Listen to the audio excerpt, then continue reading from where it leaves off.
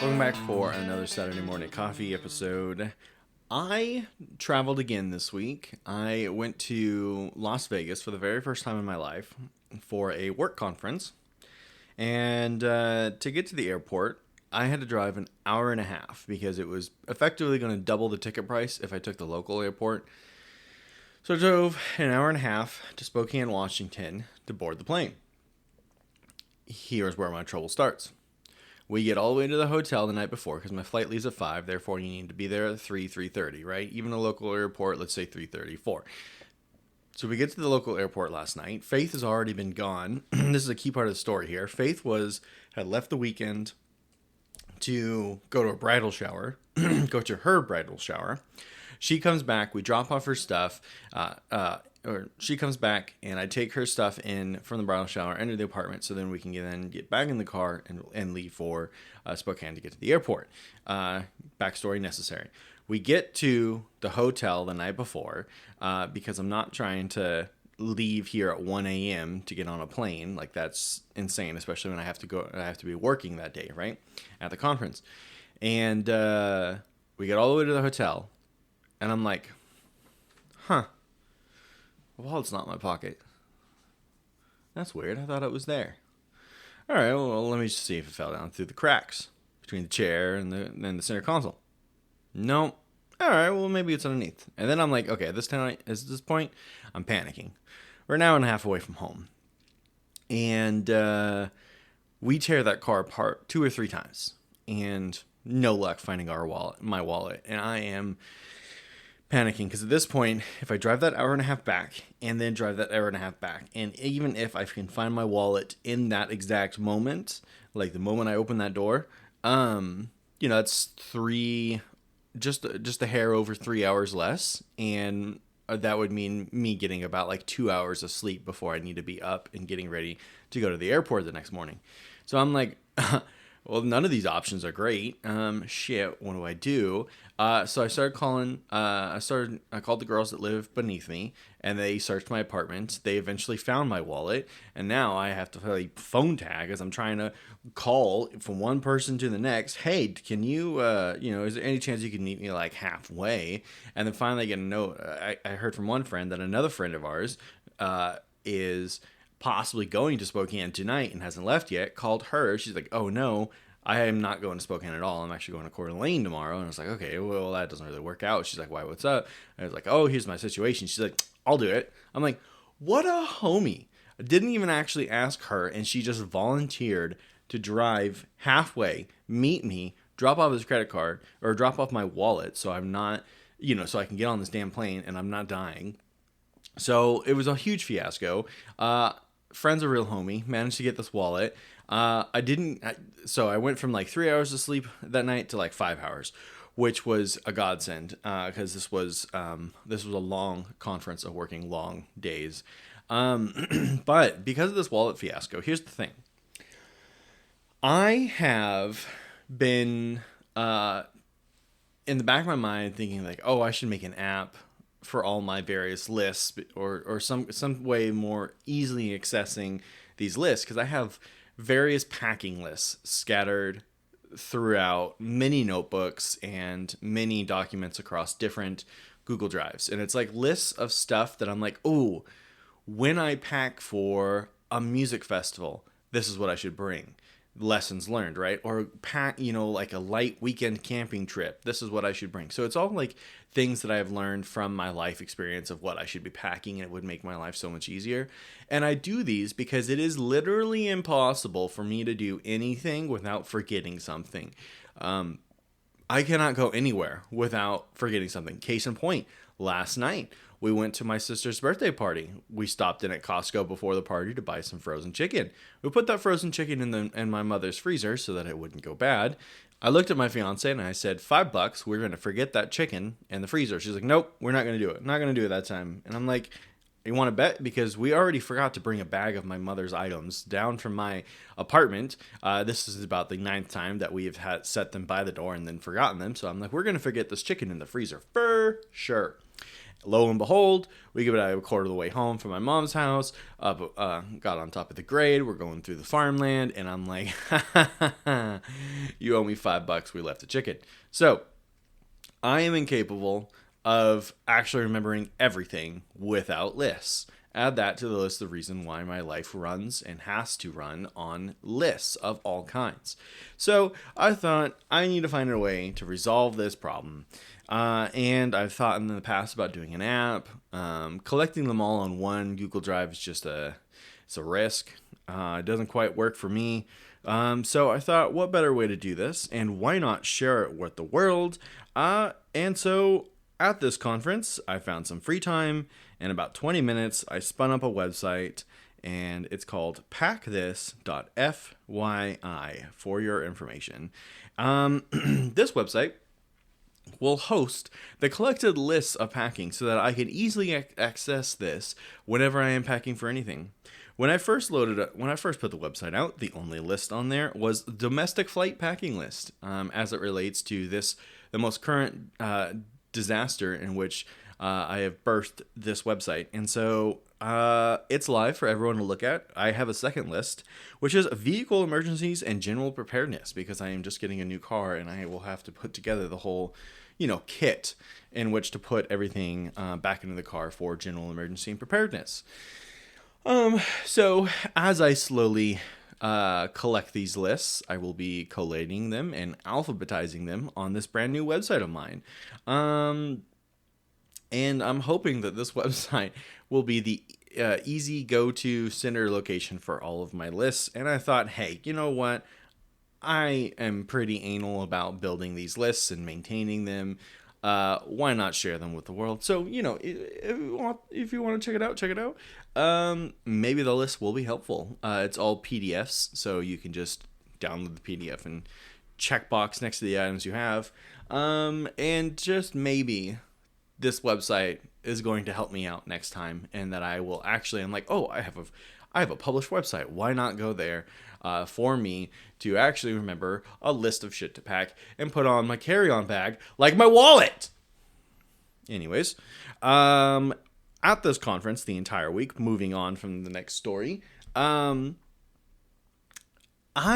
have decided that the true and worst emotion, feeling, however to describe it, that I can possibly ever or will experience other than the death of my family is deja vu. I hate deja vu. It makes me so uncomfortable and sends me spiraling into existential dread constantly, because of, the very first theories I heard about deja vu was that you are actually dying and we're all just reliving our memories, and that's why it feels like we've already experienced or done this exact thing, and we're just on a kind of a self-induced drug trip from the brain, as we're slowly dying, and this is all just memories. Great. Thank you so much for introducing me to the emotion or feeling of deja vu by telling me that I'm dying, right? That's the last thing I need. And then later in my adult life, I got some new advice, that being that deja vu should just be considered as, you know what, you're in the right place at the right time. This is exactly where you're supposed to be. Great. Nice. I'm going to try and hang on to that, but that does not ease the existential dread that I constantly feel when deja vu happens. And the worst part is I had this feeling of deja vu all week in Vegas. Mind you, I have never even been to Vegas before in my life, and I constantly felt like I was having deja vu. Whether it was like the person sitting next to me or the conversation that I was having with this person I've never met before in my life, I had this constant underlying level of deja vu feeling, and it just filled me with existential dread all week and stressed me out, and it was not ideal whatsoever. I hate it. And I tell you what, if a little genie popped up and said, I will grant you one wish. You get one wish. Not three, one. My one wish would be to never have the feeling of deja vu ever again, because that would fill my life with so much more like ease and less stress, you know? So that'd be my one wish from a genie, not to have this feeling anymore, because who needs it? Seriously, who needs it? What possible, like, evolutionary reason is there for deja vu? I would love to know. So if you do know why we need deja vu, or why it's possibly helpful, please inform me. All right. So Vegas, first time I've ever been to Vegas, and I have to say, not impressed. I was not impressed. I probably would never choose to go there on my own volition. I went there for this conference, and I will go next year for this conference because it is in the same place every year. But that's about it. I don't like. I feel like Vegas is one of those cities where if you watch enough movies and you watch enough TikToks, you've experienced everything you need from Vegas. Granted, I did not do a whole lot, right? I was in conferences most of the day, but I did spend many hours walking around. I tried, I think, 5 different restaurants in and around Fremont Street, and like the different MGM owned resorts and stuff. And I know they're out there, but I couldn't find a single food truck. And that's the one thing that I wanted. I was like, I just want to find a food truck, right? Well, here's the thing. I did find a food truck. I guess that's part of a lie, but it's also not a lie. This food truck wasn't a real food truck in that it was parked in the middle of a hotel or a resort, and it was sparkling clean, which tells me that they actually just cooked the food in the like behind the food truck in the hotel or the resort kitchen, and then they just bring the food out through the food truck, right? So not even a real food truck. But it was the food truck from Dave Filoni's movie. I don't know. Let's just call it food truck. And he's a chef from LA, and a critic destroys him. He gives up, flies to Florida, grabs a food truck, and does a bunch of pop-up food truck spots between Florida and LA as he's bringing this back with his best friend and his kid. And all the recipes at the food truck and at the resort were the same menu. It looked like the exact same menu that he created in the movie. So that would have been awesome. Except I stopped there at breakfast time, lunchtime, dinner time. Almost every single day I stopped by at all 3 times. It was never open. In the 4 days we were there, Monday, Tuesday, Wednesday, Thursday, never was it open. Just kept saying, open in a couple hours. We'll be open in a couple hours. Lies. Absolute filthy, disgusting lies. And I just wanted some food truck food. And maybe that was one of the reasons that I am wholly unimpressed with Vegas, is simply because I couldn't find the food I wanted. All in all, like I said, I also don't understand, like, I cannot fathom taking your kids to Vegas. Not because, like, there's all the drugs, alcohol, titties everywhere. Oh, no, right? No, I mean, why would you pay for your child to have a $50 mac and cheese? Please tell me why you would pay for your 8-year-old to have $50 mac and cheese. They don't deserve it. They cannot appreciate it. And it's already vastly overpriced. So please tell me why you would pay $50 mac and cheese for your son, right? An 8-year-old son. No. Nope. Instead, go anywhere else, So I can't fathom taking kids there. It really feels like one of those cities where you could just go once and, yep, okay, I got it. I don't need to go back again. Moving on.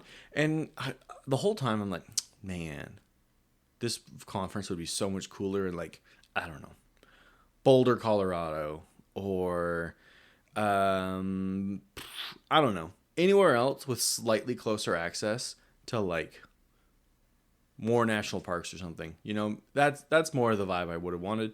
And I would have found a way to extend a day and go to there. Anyways, trailing off.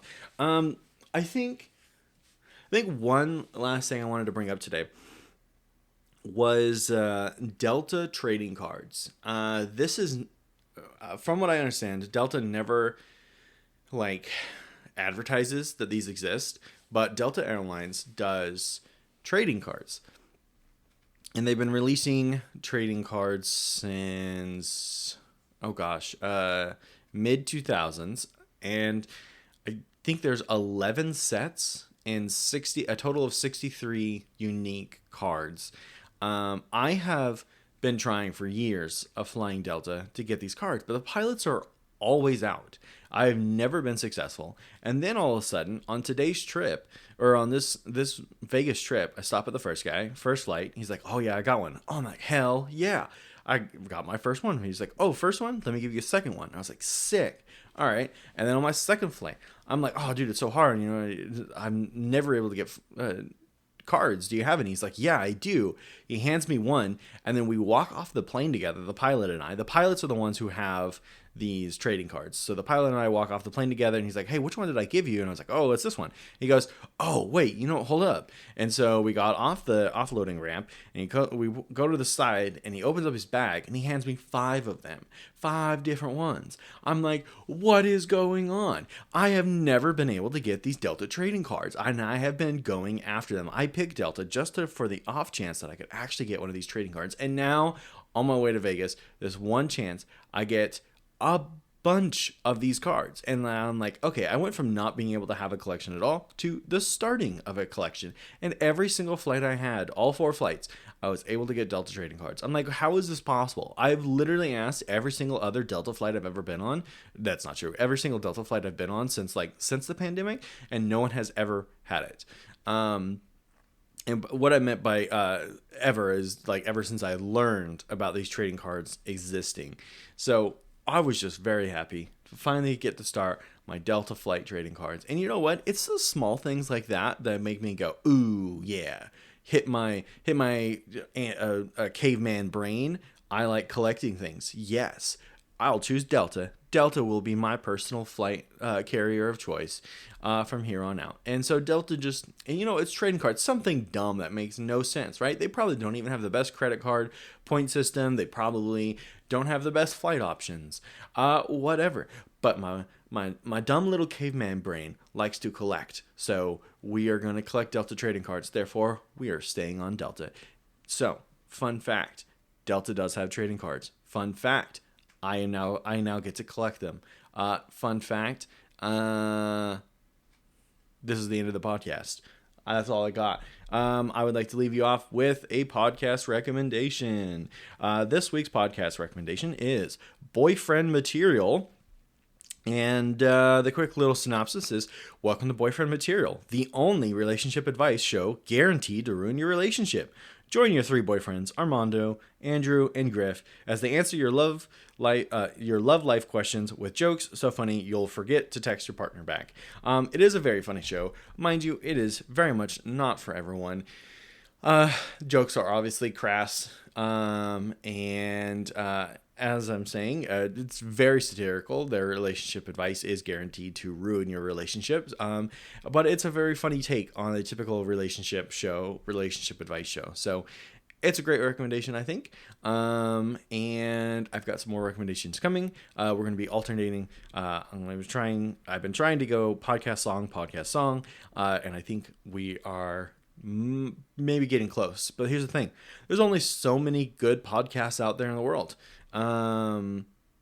So I will not always be able to do podcast recommendations because we are consistently doing this show and therefore consistently running out of good podcasts to recommend. I try to keep them a little bit more broader appeal because there are certain very industry niche podcasts I could recommend. Like there's a very good, what was it? Oh, it was a hockey podcast I came across, and I really loved it. But I was like, I don't know if I can recommend that podcast or not. Still deciding. Anyways, thank you for joining me for another Saturday Morning Coffee episode.